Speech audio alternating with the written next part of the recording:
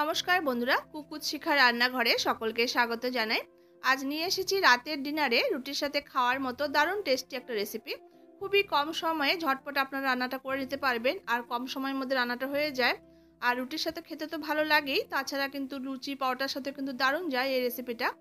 আশা করছি রেসিপিটি আপনাদের কাছে খুব ভালো লাগবে। ভালো লাগলে লাইক করবেন, শেয়ার করার অনুরোধ রইল। আর এখনও যদি চ্যানেলটি সাবস্ক্রাইব করে না থাকেন, ভালো লাগলে চ্যানেলটি সাবস্ক্রাইব করে সাথে থাকা অনুরোধ রইল। তো দেখে নেওয়া যাক। তো আমি এখানে শিমগুলোকে ভালো করে ধুয়ে এরকম ছোটো ছোটো করে দেখুন কেটে রেখেছি। তো বন্ধুরা, আমি এখানে শিমের পরিমাণটা আমি বলছি না, আপনারা আপনাদের মতো করে কম বা বেশি করে নিতে পারবেন। তো আমি একটা প্লেটের মধ্যে শিমটাকে নিয়ে নিলাম যাতে মাখাতে সুবিধা হবে। এরপর আমি এর মধ্যে একটা বড় সাইজের পেঁয়াজ বাটা দিয়ে দিলাম, 1 চামচ পরিমাণ আদা রসুনের পেস্ট দিয়ে দিয়েছি, আর 1 চামচ পরিমাণ কাঁচা লঙ্কা পেস্ট দিয়ে দিয়েছি।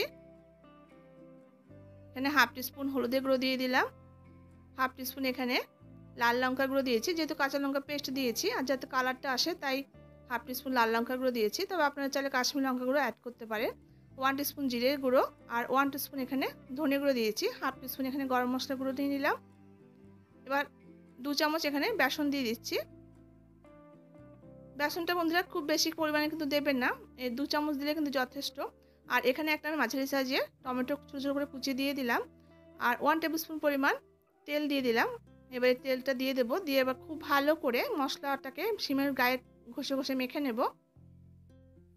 এবার খুব ভালো করে হাত দিয়ে মশলাটাকে শিমের মধ্যে খুব ভালোভাবে দেখুন এইভাবে করে মাখিয়ে নেব।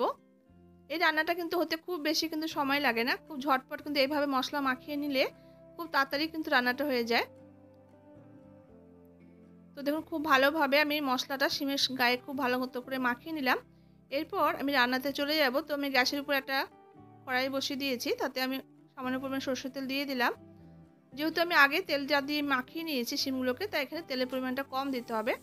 এরপরে গরম তেলের মধ্যে এখানে আমি 1 টিস্পুন মতো জিরে ফোড়ন দিয়ে দিয়েছি। এবার জিরেটাকে একটু ভাজা ভাজা করে নেব। জিরেটা একটু ভাজা ভাজা করে নেওয়ার পর এবার আমি মশলা মাখানো শিমগুলো এই তেলের মধ্যে দিয়ে দিচ্ছি।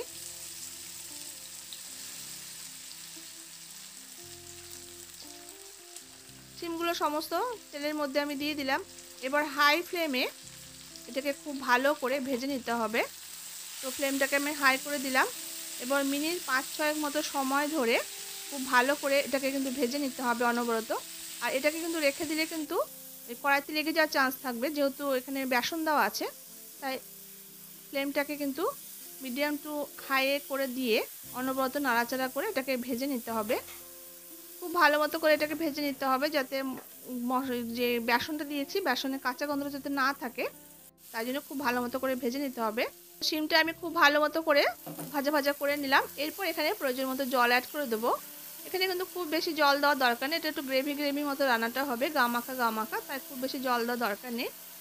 এবার জলটা দিয়ে সামান্য একটু নাড়াচাড়া করে নিচ্ছি। এরপর এখানে টেস্ট হিসাবে লবণটা দিয়ে দিলাম, আর এখানে 1 টিস্পুন পরিমাণ চিনি দিয়ে দেব।